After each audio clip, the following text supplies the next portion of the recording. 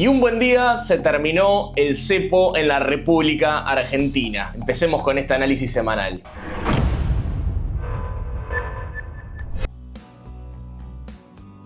Buenas para todos, ¿cómo están? Estoy grabando por segunda vez este análisis semanal porque ya lo tenía grabado y ayer a las 6-7 de la tarde nuestro ministro de Economía salió a anunciar la salida del cepo para nuestro país, aparte del acuerdo con el Fondo Monetario Internacional, y de repente un análisis semanal que ya estaba grabado excluía lo que yo creo que es la noticia sin duda más importante de esta semana para nosotros, para los argentinos. Más allá de todas las opiniones que hay dando vueltas, que yo tengo la mía, la voy a dar y la voy a fundamentar, salir del cepo es algo bueno. Tener cepo para un país es algo malo. Tener un control a la compra de dólares, que las empresas no puedan retirar sus ganancias, todo eso son complicaciones para un país. Que se haya quitado el cepo es una buena noticia. Más allá de eso, lo que está pasando en el plano internacional. Trump que le pone un arancel a cualquier cosa que ve caminando y China que responde con más aranceles generando una guerra comercial que parece no tener fin. En el medio Trump suspendiendo los aranceles a más de 75 países. Esos países haciendo lo mismo con Estados Unidos. O sea, vamos a tener un análisis semanal bastante cargado. Así que sin más vueltas, vamos a empezar por lo más importante, por nuestro país y la salida del cepo. Para salir del cepo, básicamente el gobierno lo que hizo fue tomar deuda con el Fondo Monetario Internacional y también con el Banco Mundial y algunos organismos multilaterales. El Fondo Monetario Internacional va a desembolsar aproximadamente 15.000 millones de dólares ahora en el corto plazo y se le suman otros más o menos 5.000 millones de dólares del Banco Mundial y algunos organismos multilaterales, dando aproximadamente una cantidad de guita que va a tener el gobierno como espalda de 20.000 millones de dólares. ¿Para qué necesita el gobierno toda esta guita? ¿Para qué necesita el gobierno toda esta espalda, todo este préstamo del Fondo Monetario y otros organismos? Para poder intervenir en el dólar si es que el dólar se va a las bandas. Y que para poder intervenir en el dólar si es que el dólar se va hacia las bandas. Y no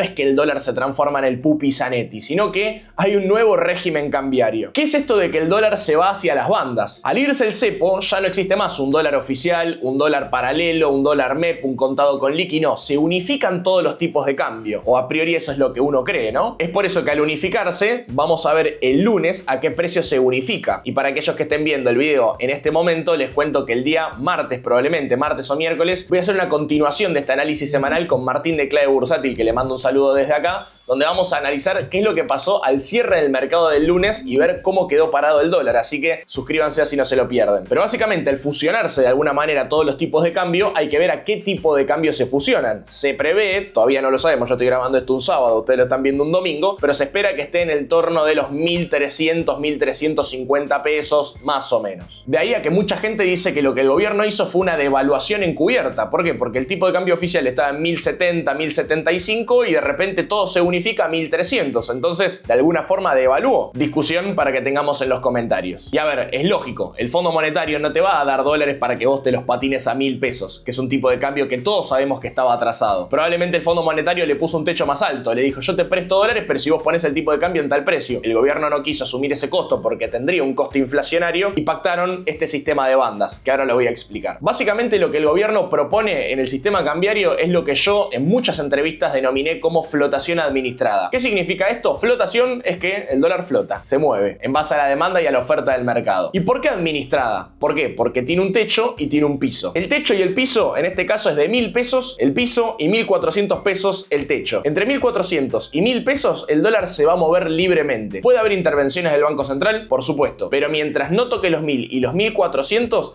va a flotar dentro de esa, si quieren, banda de precios. ¿Qué pasa si el dólar llega a 1.400? Tenemos un quilombo. ¿Por qué? Porque el Banco Central, para que el dólar no supere los 1.400, va a empezar a intervenir vendiendo dólares y sacando pesos. El problema es que esos dólares, ¿de dónde van a salir? De las reservas del Banco Central. Y esos dólares que estaban en la reserva del Banco Central, ¿de dónde salieron? Del préstamo con el fondo. Entonces, parece una película repetida, ¿no? Más al final vamos a ahondar en este tema que sé que muchos quieren hablar de la época de Macri comparada a la de ahora. Y por otro lado, si el dólar baja y se acerca a la banda inferior, la banda de los 1.000 pesos, ¿qué va a hacer el Banco Central? Todo lo contrario, va a salir a retirar dólares de la plaza, o sea, la gente que quiera vender dólares a 1.000 los va a llevar el Banco Central y va a poner pesos en la economía. ¿Esos pesos generan inflación? No deberían. Están esterilizando, sacando dólares de la economía si quieren para que queden en la reserva del Banco Central y se dan pesos en consecuencia. Esos pesos tendrían esos respaldos de los dólares que compró el Banco Central y se supone que si hay gente vendiendo dólares a 1.000 es porque hay demanda de dinero, ¿o no? Entonces no debería impactar impactar en inflación. O por lo menos eso es lo que dice la teoría. Ahora, como pueden ver acá en pantalla, Macri hizo exactamente lo mismo que está proponiendo ahora Milei. Y eso es lo que todo el mundo está diciendo, che, esta película ya la vi. Y lo que vengo a decirles acá, y ustedes saben que yo no vengo acá a hacer política, no me interesa, no soy afiliado a ningún partido político, me chupo un huevo. Y ustedes saben que a mí lo que me interesa es que al país le vaya bien. Porque si al país le va bien, me va bien a mí. Y te va bien a vos y le va bien a mi familia. Me importa un cuerno quién es el político de turno. Mientras haga las cosas bien, o al menos haga las cosas que yo creo que están bien. Entonces te voy a contar con algunos datos y te voy a dar mi opinión al final acerca de si esta película ya la vimos o si estamos frente a una nueva película que no sabemos cuál va a ser su desenlace. Porque ojo, que quizás estemos frente a una nueva película y no sea la misma que de Macri no significa que sea una buena película. No sabemos cuál va a ser el final de esta película. Pero vamos con algunos datos. Mauricio Macri también aplicó este sistema de bandas cuando él era presidente de nuestro país, pero lo hizo en un contexto totalmente diferente. En ese momento aún no había un cepo como lo conocemos a día de hoy. ¿Se acuerdan que Macri primero pone un cepo de $10.000 por mes? Que vos no podías comprar más de $10.000. Primero fue por día, después fue por mes. Eso después se transformó en $200 por mes y esos $200 terminaron llenos de trabas que prácticamente nadie los podía comprar. Así fue básicamente como se fue desarrollando el cepo en la época de Mauricio Macri. Este sistema de bandas que pone Mauricio Macri lo hace para estabilizar una economía que se estaba haciendo pelota. El dólar venía subiendo de los 12, 18, 24, 36, 48. En ese momento donde el dólar se estaba desestabilizando y la confianza se estaba desmoronando es cuando Macri decide poner este sistema de bandas. Ahora, la pregunta que nos tenemos que hacer no es si funciona o no funciona este sistema de bandas, porque a Macri no le funcionó. La pregunta que nos tenemos que hacer es ¿por qué no le funcionó? Y el motivo está en el famoso déficit fiscal. Mauricio Macri tuvo déficit fiscal en todo su mandato, desde el primer año hasta el último, todos. 4,2% del PBI de déficit primario en el año 2016, 3,8% de déficit primario en el año 2017, 5% de déficit primario en el año 2018 y 0,4% de déficit primario en el año 2019 con un 3,8% de déficit financiero. Recuerden que el déficit fiscal básicamente es la diferencia entre lo que le entra al gobierno y lo que se le va al gobierno. Lo que le entra a través de tasas, a través de impuestos y lo que sale a través de mantener el Estado, pago de salarios, bla bla bla. El déficit financiero le suma a ese déficit fiscal el pago de deuda, el pago de intereses. Es que para suplir ese déficit fiscal que terminó cerrando casi en cero, 0,4, que sigue siendo déficit, pero para llegar a ese número emitió deuda, lo que aumentó el déficit financiero. Entonces estamos en la misma. ¿Qué es lo que pasaba en ese momento? Argentina tenía déficit, todo el tiempo tenía déficit. Y al tener déficit es como una casa. Si yo gasto un palo para mantener mi casa y gano 800 lucas, hay 200 lucas que de algún lado las tengo que sacar. O me la presta un amigo, o se lo robo a alguien en la calle, o algo tengo que hacer para conseguir esas 200 lucas. Un día le iba a pedir 200 lucas a mi vieja, al otro mes se las vuelvo a pedir, al otro mes le vuelvo a pedir, vaya un momento no me va a prestar más. Lo voy a hacer con mi viejo, lo va a hacer una vez, 2 veces, no lo va a hacer más. Se lo voy a pedir a un amigo, lo va a hacer una vez, 2 veces, no lo va a hacer más, y en algún momento se va a correr la bola y nadie me va a prestar las 200 lucas. Entonces salgo a robar, le salgo a robar a alguien 200 lucas, me meten preso, se me terminó la historia. Bueno, esto es lo mismo. Vos podés pedir, llega un momento que no te prestan más. Y ahí es donde se desmorona la confianza. Ese déficit fiscal en la época de Mauricio Macri se financiaba con deuda externa y con emisión de deuda interna, los famosos bonos que vos podés licitar y comprar deuda del Estado. Con todo ese capital que el gobierno recibía, financiaba el déficit. ¿Y eso qué hacía? Que no haya confianza. ¿Vos confiares en una persona que pide guita para llegar a fin de mes? No. ¿Pero qué era lo que se decía en ese momento? Que todo eso se hacía de forma temporal para que lleguen las inversiones. La famosa lluvia de inversiones que lamentablemente nunca llegó, justamente porque no existía esa confianza, justamente porque se financiaba el déficit pidiéndole guita a la gente, o a los organismos multilaterales o al Fondo Monetario Internacional. Creo que se va entendiendo a dónde voy. Si bien el sistema de bandas que hoy pone Milei es el mismo que puso Macri, nada más que cambia el piso y el techo en términos nominales de cuáles eran los números y cuál era ese piso y cuál era el techo, hoy estamos en una situación totalmente diferente. ¿Por qué? Porque esta no es un manotazo de ahogado que se te está yendo todo al cuerno y tenés que sí o sí poner este sistema de bandas para poder controlar al dólar. Estábamos en un cepo, se saca ese cepo, se pone este sistema de bandas y hoy tenés superávit fiscal, que no necesitas financiarlo con nada porque tenés superávit fiscal. Superávit fiscal y superávit financiero del 0,3% del PBI. ¿Qué significa esto? Que no tenés que pedirle guita a nadie. ¿Por qué? Porque sos autosuficiente. Llegás a fin de mes. Pero no necesitas que nadie te preste nada. Y vos me dirás, pero le pedí un préstamo al Fondo Monetario. Pero ese préstamo no es para cubrir el déficit. Ese préstamo es para tener espalda y poder sacar el cepo. ¿Estoy de acuerdo con ir al Fondo Monetario? Es otra discusión. Pero no se va a utilizar para financiar el déficit. Que ahí es donde está la diferencia con el gobierno de Mauricio Macri. Y ya que estábamos con los números, en el primer año del mandato de Javier Milei el superávit fue del 0,3%. Que si bien no es mucho el superávit, es superávit al fin. O sea que no necesitas financiar un déficit porque no existe. Ahora, como les decía al principio, de acá sí ya me voy a mi punto de vista y mi opinión. Que ustedes saben que a mí me chupa 3 huevos, y perdón la expresión, quién es el presidente. No soy ni fanático de Milei, ni fanático de Macri, ni fanático de Alberto, ni fanático de Kicillof, ni fanático de nadie. Yo soy fanático de Argentina y yo quiero que a este país le vaya bien. bien. La gente está diciendo esta película ya la vimos. Es imposible que la hayas visto porque esto nunca pasó. Pasó que le hayan puesto bandas al tipo de cambio, pasó 20.000 veces, pero con superávit financiero y fiscal, nunca. La primera vez que lo vemos. ¿Esto quiere decir que va a salir bien? No tengo ni idea. Puede salir mal. ¿Y por qué podría salir mal? Contexto global. Estamos en el medio de un quilombo. Estados Unidos le pone arancel a cuanto país se le ocurre, expectativas de inflación subiendo, tasas altas en los Estados Unidos también. Hay un contexto global que es complicado y si bien Argentina las cuentas públicas las tiene relativamente ordenadas, te puede pegar porque sos un país tercermundista y a los países tercermundistas nos golpean muchísimo los shocks externos, las cosas malas que pueden pasar en el ámbito internacional. Por otro lado, hay que mantener el superávit fiscal y eso no es fácil. Que el país siga ganando más de lo que gasta es un gran desafío. Si bien se logró en el primer año, hay que ver si eso se puede mantener. Por otro lado, este sistema de bandas hay que administrarlo de forma correcta. ¿Qué pasa si el dólar se va a 1400 y se siguen demandando dólares en la banda superior? El Banco Central va a empezar a vender, va a tener que empezar a vender. Y si empiezan a bajar las reservas como vinieron bajando en las últimas semanas y sigue subiendo la inflación y no la pueden frenar, pito al cuerno. ¿Debería pasar? La teoría te dice que no. No estás emitiendo, no tenés déficit, no debería pasar. Pero y si pasa, puede fracasar totalmente. Esto es economía. 2 más 2 no es 4. ¿A dónde quiero llegar con todo esto? No sabemos qué es lo que va a pasar, por eso voy a hacer la continuación de este video el día martes con Martín de Clave Bursátil a partir de la apertura del mercado del día lunes. ¿Esta película ya la vimos? No, nunca vimos esta película. Y como nunca vimos esta película, tampoco sabemos si va a salir bien o mal. Ojalá que salga bien por el bien de todos nosotros. Pero no podemos comparar esto con las bandas de Mauricio Macri porque el contexto era totalmente diferente. Habiendo dicho todo esto, vamos a las pantallas, vamos a ver cuáles fueron las noticias más importantes de esta semana, sacando esta que básicamente fue la más importante bajo mi punto de vista. Y vamos a hablar también en términos de plano internacional qué es lo que estuvo pasando con el tema de los aranceles. Este análisis va a ser largo, así que acomódense en la silla. Mercado Libre invertiría 2.500 millones de dólares en Argentina este año 2025. Esta inversión implicaría 2.000 nuevos puestos de trabajo y estará dirigida a fortalecer todas las operaciones en nuestro país. Esta inversión es de un 53% más alta que la que hizo Mercado Libre en el año 2024. Después de la aplicación de aranceles a Donald Trump, miren las liquidaciones en el mundo cripto. Superaron los 1.400 millones de dólares en las últimas 24 horas del día lunes. Según CoinGlass, 461.559 traders fueron liquidados. Como ustedes saben, Trump le puso aranceles a China, China respondió con más aranceles y Trump dijo que si no le sacan los aranceles que China puso, le va a poner más aranceles y estuvo este tweet que fue increíble. Les voy a leer un poquito. Dice: China emitió aranceles de retaliación del 34%, además de los aranceles que ya tenía. Se supone que él pone los aranceles por los aranceles que ya había de antes. Le pone aranceles, China le responde con aranceles y dice que si China no saca esos aranceles, le va a poner más. Dice, más abajo: si China no retira ese aumento del 34% por encima de sus abusos comerciales, ya a largo plazo, para mañana 8 de abril de 2025, Estados Unidos va a poner aranceles adicionales a China del 50%. Yo te pongo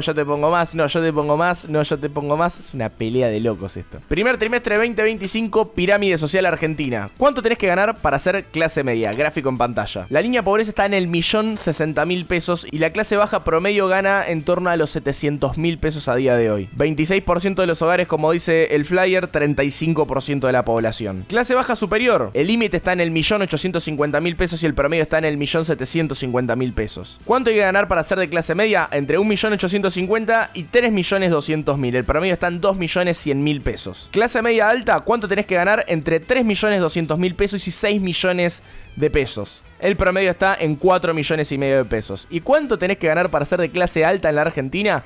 Más de 6 millones de pesos, 9 millones y medio de pesos es el promedio que gana la gente que está en este porcentaje de la población. Recuerden que todos estos valores es el promedio del hogar, no del salario de una sola persona. El costo de la construcción subió un 69% en dólares en el año 2024 y alcanzó el nivel más alto desde el año 2018. Esta suba se debe a dos factores principales: un alza del 26% por la suba de los materiales y un aumento casi del 116% por el aumento del valor de la mano de obra. Según un informe de la Cámara de Exploración y Producción de Hidrocarburos, el CEPH, más de la mitad del superávit comercial del año 2025 va a provenir del sector energético. Este sector aportará 7.500 millones de dólares y además estiman que la producción de petróleo se encamina a superar el récord histórico de 847.000 barriles por día, el mismo alcanzado en el año 1998. Después de que el país asiático no levantara los aranceles del 34%, como habíamos visto hace un ratito en la carta de Donald Trump en Twitter, la Casa Blanca confirma un aumento de aranceles del 104% contra China. Estos aranceles empezaron a regir a partir del día 9 de abril. ¿Cuál fue la respuesta de China? Aranceles del 84% para Estados Unidos. ¿Cuál es la respuesta de Trump? Aranceles del 125%, como efecto inmediato por su falta de respeto. Es lo que él dijo. y al mismo tiempo pausa por 90 días el 10% de arancel global que le había puesto a muchísimos países. Esto fue una gran noticia para el mercado y empezaron a subir todas las bolsas del mundo. La de Estados Unidos, la de Argentina, la bolsa china, las bolsas europeas, todas las bolsas empezaron a subir. El tema, que acá está lo más importante bajo mi punto de vista, que es que no va a haber aranceles. Simplemente se suspendieron hasta dentro de 90 días. Hay que ver cómo van las negociaciones en todo este periodo para ver cómo desemboca así el mercado. ¿Cómo lo quiero definir yo? Hay una tregua, pero todavía no está solucionado, así que seguimos con la misma cautela. De hecho, el mercado sigue todavía revuelto. Subió un 12% ese día y al otro día cayó un 6%. Les dejo por acá la captura del tweet de Trump donde anuncia esto. Y también les dejo un gráfico de las acciones argentinas después de este anuncio de Donald Trump. Miren lo que fue la suba de ese día, el día miércoles. Ya que estamos, les dejo el Merval, les dejo también los índices estadounidenses. Y también hasta el riesgo país, un 9% abajo. Según Trump, esta decisión la tomó textual. La gente se estaba poniendo nerviosa y por eso pausó los aranceles. Y también admitió que no esperaba semejante reacción de los mercados. Después prometió que vienen más días geniales, dice. Mencionó posibles reuniones con Putin, presidente de Rusia, y Xi Jinping, el presidente chino. Y él dijo, no puedo imaginar más subas de aranceles a China. Como diciendo, esto acá se terminó. No lo sabemos, vamos a ver qué pasa. Japón celebró la decisión de Estados Unidos, pero lógicamente empiezan las negociaciones para ver cómo queda esto de cara a los próximos 90 días. A ver qué solución le encuentran para que no se apliquen los aranceles finalizado este periodo en el mes de julio. Por otro lado, la Unión Europea consideró esta pausa arancelaria como algo necesario, un paso importante para estabilizar la economía. Sin embargo, JP Morgan, uno de los bancos más importantes de los Estados Unidos, todavía ve un 60% de probabilidad de recesión en los Estados Unidos y en el resto del mundo, más allá de la pausa de estos aranceles. El Banco Central argentino renovó el swap con China. ¿Qué es esto del swap con China? Básicamente es un contrato que le permite a Argentina disponer de más o menos 5.000 millones de dólares en yuanes en caso de que se ejecute ese contrato. Si se ejecuta, básicamente Argentina tiene disponibilidad de ese dinero, pero va a tener que devolver ese dinero con intereses. Puede disponer de todo el dinero de una o puede hacerlo en partes. Está bueno porque fortalece de alguna forma el Banco Central, fortalece las reservas, pero bueno, no deja de ser una deuda que vas a tener que pagar, sobre todo en el corto plazo, pues es una deuda a corto plazo, es una deuda de un año. Se renovó ese swap por 5.000 millones de dólares, que son 35.000 millones de RMB, que son la moneda de los chinos, el yuan. Dato de inflación de los Estados Unidos positivo, dio por debajo de lo esperado 0,1% frente al 0,2% que se esperaba, quedando una inflación anual del 2,4%. Y por último, antes de conocer que Argentina salía del cepo cambiario, que ya hablamos en la introducción, así que no voy a volver a hablar de eso, tuvimos el dato de inflación en Argentina que dio por arriba de por lo menos lo que yo esperaba y lo que daban las diferentes consultoras, que daban 2,6, 2,7, 3,7% de inflación para el mes de marzo. Por lo cual podemos ver acá el desglose, donde vimos un 21,6% en educación. Hay gente que no entiende por qué se disparó tanto la educación y esto tiene que ver con que, por ejemplo, las cuotas se actualizan desde noviembre hasta marzo todo junto, porque hablando de, obviamente, los colegios privados, las cuotas se actualizan todo junto, lo que no actualizaron en diciembre, enero, febrero, recién ahora en marzo. Entonces tenés ahí un aumento. Por otro lado, el ajuste de las matrículas. Por otro lado, los útiles escolares. Al no haber tanta demanda en verano, de golpe aparece toda la demanda junta en marzo. Bueno, es una cuestión medio estacional del momento de marzo. Sin embargo, si vos sacás la educación, igual la inflación fue alta. Vamos a ver con esta salida del cepo, saneando el balance del Banco Central, habiendo reservas, vamos a ver cómo se reacomodan todas estas variables a partir del día lunes. Es una película nueva que vamos a tener que seguir juntos. Pero la inflación es algo que hay que prestar atención porque, al igual que vimos al principio, es uno de todos los factores que puede hacer que este plan económico del gobierno fracase. ¿Qué tenemos la próxima semana? Gráfico en pantalla. Declaraciones de Powell, presidente de la Reserva Federal, el 16 de abril, el miércoles a las 2:15 de la tarde. Probablemente haya más noticias acerca de la política monetaria, dado el dato de inflación que tuvimos esta semana que pasó. Y el jueves vamos a tener datos importantes que tienen que ver con el mercado laboral, como puede ser nuevas peticiones de subsidio por desempleo, que es importante para ver cómo viene el mercado laboral y si se puede o no entrar en recesión los Estados Unidos. Habiendo hablado de todo esto, vamos ahora sí con el análisis técnico. Miren lo que fue esta vela semanal. De punta a punta, 12%. Terminó cerrando positivo, pero qué pedazo de vela semanal que tuvimos. ¿Qué nos dice esto? Nada. O sea, estamos en un contexto de máxima volatilidad. Si bien parece que estamos en un contexto de tregua, no hay mucho para hacer. Y no me cambio de lo que dije en mi último video, que lo pueden ir a ver, es el último video que publiqué, donde daba mi punto de vista de qué hacer como inversores frente a este contexto. Semana positiva en términos nominales, pero fíjense que el índice en gráfico daily, o sea que cada velita representa una semana, rebotó exactamente contra la media móvil exponencial exponencial de 20. Esto lo hablábamos en el grupo de WhatsApp, grupo que es totalmente gratis, lo tenés abajo en la descripción, puedes entrar y sumarte, no te cuesta nada. Lo analizábamos un poco y fíjense lo exacto con lo que frena la media móvil exponencial de 20 del S&P 500. ¿Está barato? Sí. ¿Puede estar más? También. Así que nada, es importante aplicar estrategias para este tipo de contextos que nos permitan mantenernos líquidos, pero no desaprovechar las oportunidades. Por eso les recomiendo que vayan a ver el último video. No hay divergencia en los indicadores, todavía el DAI negativo sigue por encima del DAI positivo, el ADX arriba de los 35 puntos, en realidad son 25 lo que dice Welles Wilder, creador de este indicador, está por encima del nivel de 25, por ende estamos frente a una tendencia marcada y no hace falta ver el indicador, lo podemos ver en el precio, claramente estamos dentro de una tendencia bajista y hasta que el precio deje de hacer nuevos mínimos no podemos cambiar ni decir lo contrario. Nasdaq, mamita, miren la vela que tuvo el Nasdaq también, tremenda. El Nasdaq frenó exactamente en el máximo que había tenido en el año 2022, fíjense que acá había logrado un máximo de los 16.700 puntos, tuvo una corrección fuerte, subió, logró hacer nuevo máximo, bla bla bla. La corrección fue exactamente contra ese nivel, los 16.800 puntos. Lo mismo, es agarrar hoy en día, creo yo, un cuchillo cayendo. Hay que aplicar este tipo de estrategias que hablábamos en el video anterior para poder aprovechar estas oportunidades, pero al mismo tiempo no sacrificar todo nuestro capital. Retroceso de largo plazo, rompió ya el 38%, igual ya está por encima del 38%. Próximo target podría ser el 0.5 y el 0.618 en el área de los 14.900 puntos. Dudo mucho que lleguemos hasta ahí. Vamos a ver cómo sigue la semana que viene la novela de los aranceles. Dow Jones, la misma vela. Todo está corriendo bajo la misma óptica que tiene que ver justamente lo que venimos hablando de los aranceles y va a depender mucho de la toma de decisiones de los presidentes de los diferentes países que están en todo este quilombo. Mercado chino, bajista esta semana, pero no quería dejar mostrarles este gráfico. ¿Se acuerdan de esta línea de tendencia blanca que tenemos acá marcada? Es la línea de tendencia que nos viene marcando la tendencia alcista de corto plazo que venimos teniendo en el índice chino, en el MSCI, que es básicamente como si fuese el S&P de China, que engloba empresas importantes del mercado chino y fíjense como 1, 2, 3, estamos en el cuarto contacto de la línea de tendencia alcista. Esperemos que reaccione al alza y sigamos teniendo una tendencia alcista en este mercado. Próxima reunión de la Reserva Federal, 7 de mayo, el mercado está esperando, por lo menos al momento en que yo estoy grabando este video, en un 60% de probabilidad de que la tasa se mantenga en 4.25, 4.50 y que recién en la próxima reunión de la Reserva Federal del 18 de junio de este año haya un recorte de un cuarto de puntos básicos de la tasa de interés, de 25 puntos básicos de la tasa, en un 50%. Vamos a ver qué es lo que ocurre, pero a priori el 7 de mayo, que más o menos falta poco menos de un mes, no se bajaría la tasa de interés, se mantendría en lo que está actualmente en 4.25, 4.50. Algunas acciones con muchísima volatilidad, acción que yo compré estos días y me fue muy bien, Apple. ¿Por qué decidí comprar Apple? Porque básicamente me parecía inviable que Apple, que es una empresa que trae muchos componentes, ¿no? De Asia, de Vietnam y de China, hacia los Estados Unidos para fabricar sus teléfonos y venderlo dentro de los Estados Unidos, el teléfono iba a valer cualquier cosa y la rentabilidad de Apple iba a ser prácticamente cero. Me parecía un delirio, me parecía que Trump iba a llegar a algún acuerdo con China y estos países para que Apple pueda importar sus componentes y no tenga que prácticamente irse a Estados Unidos, a México, importar a México y de México llevarlo a Estados Unidos. Todo un delirio. Me parecía que esto se iba a resolver. Yo pensé que iba a ser particularmente con Apple, porque es una de las empresas más importantes del mundo, o quizás con las empresas más importantes de los Estados Unidos, pero finalmente se pausó esto de los aranceles para muchos países, excepto China y algún que otro. Así que nada, Apple tuvo una suba brutal. Desde el mínimo que había llegado a los $169, terminó cerrando en 197 con una suba de casi el 17% en dólares en una semana. Así que nada, por suerte me fue bien con Apple. Vamos a ver cómo sigue, pues esta novela no terminó. Pero nada, no quería dejar de mostrarles esta acción que a lo largo de la historia de mi vida como inversor siempre la tuve en portafolio y cada vez que tiene una corrección fuerte trato de llevarme más papeles. Gran semana para Mercado Libre, casualidad o no, reconociendo la línea de tendencia alcista de color rojo que tenemos por acá, muy cerca de los $2.000 por acción. En cualquier momento se viene un split para esta,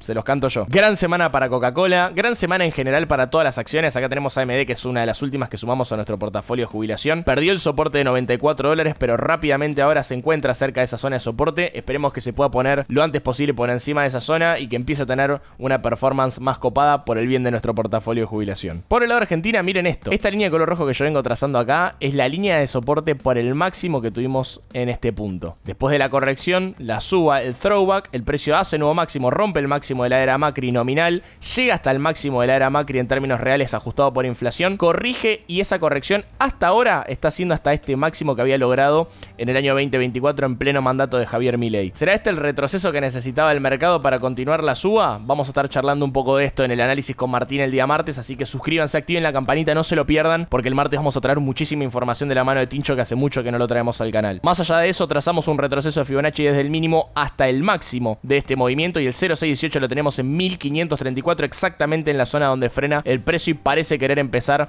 nuevamente un movimiento alcista. Vamos a ver cómo sigue toda la semana que viene, que es una semana totalmente decisiva. En el plano internacional, por el tema de los aranceles, vamos a ver cómo sigue esa novela novela. En el plano local, ni que hablar. La salida del cepo, vamos a ver en dónde se ubica la variable P del tipo de cambio. Y ahora sí nos vamos con lo que muchos están esperando, nos vamos a las criptomonedas. La semana pasada ustedes se acordarán que habíamos hablado y muchos me decían, uy, ya quedó viejo el análisis. Ustedes tienen que entender que yo grabo un video y no es que lo subo al día. Esto tiene una edición, está Nahue, Nano, hay un montón de gente trabajando conmigo que me ayuda a que este contenido esté editado, esté prolijo para que ustedes lo escuchen bien, lo vean bien. Yo no puedo grabar un video y subirlo al minuto. Tengo un cierto tiempo. Yo estoy grabando esto un sábado, ustedes lo ven el domingo. Y hay cosas que pasan en el medio que queda desactualizado un poco el video, pero más rápido no lo puedo subir. Para eso síganme en Instagram, que en Instagram yo voy subiendo historias constantemente y los tengo más actualizados en el momento. Pero esto tengan en cuenta de que tiene un tiempo de edición. Más allá de eso, lo que habíamos hablado la semana pasada es que había un soporte importante, que yo lo había marcado con esta línea blanca, que Bitcoin, en caso de no perderla y en caso de aguantar ¿por qué me marca esto, maldito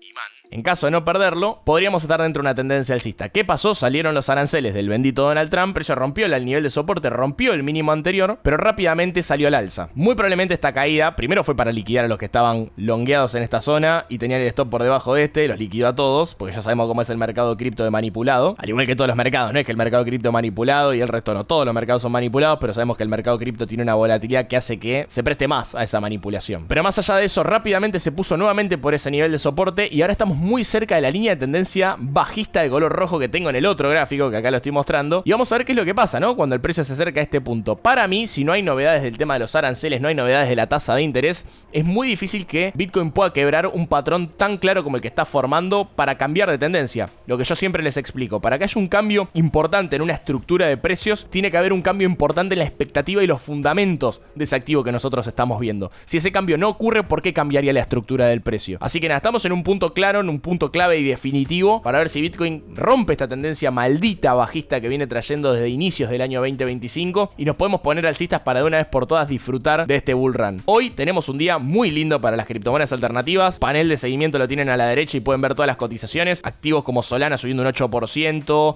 Radium un 13%, Sushi un 5%, Ethereum subiendo un 6%, XRP un 7%. Bueno, vemos subas interesantes de las altcoins, pero recuerden que es un día particular, estamos contra una resistencia y es muy peligroso entrar en esta zona de precios entendiendo el contexto en general. Saco a Bitcoin de la ecuación porque creo que Bitcoin corre por otra línea totalmente diferente y es un activo que por sus fundamentos mucho no importa cuando vos lo compres, si es que vos entendés por qué lo estás comprando. El resto de criptomonedas, como todas las altcoins básicamente, me parece que sí tienen un poco más que ver con el contexto mundial y qué pasa con la tasa y zaraza. Vamos a chusmear las dominancias, gráfico weekly. Vamos primero a la de Bitcoin, semana vela martillo, seguramente la que tuvo una vela martillo alcista fueron las criptomonedas sacando de Ethereum y a Bitcoin. La dominancia de Ethereum 7%, 7,5%, tristísimo. La de Bitcoin en 63,26%, cerca de la zona de máximos que tuvo cerca de los 64,37 hace muy poquito. Y la que sí tuvo esta pregunta cada vez la tengo que correr más a la derecha y me pone triste. La que tuvo una semana relativamente buena fue la dominancia de las altcoins, que sigue en un nivel bajo para lo que nosotros esperábamos. Yo esperaba a esta altura del partido una dominancia del 35-40% para las altcoins. Bueno, se está haciendo desear, esperemos que llegue en algún momento, es lo que yo creo que va a pasar. Algunas criptos como BNB, semana bastante positiva. Tenemos acá Solana, más de lo mismo en la zona de soporte 112 que habíamos trazado la semana pasada. XRP, gran semana de XRP, es una criptomoneda que estoy viendo con buenos ojos a pesar de que no me gusta como criptomoneda, pero creo que puede tener una muy buena performance. Creo que la definición esta semana, esperemos que no me quede desactualizado como la semana pasada, pero más allá del chiste,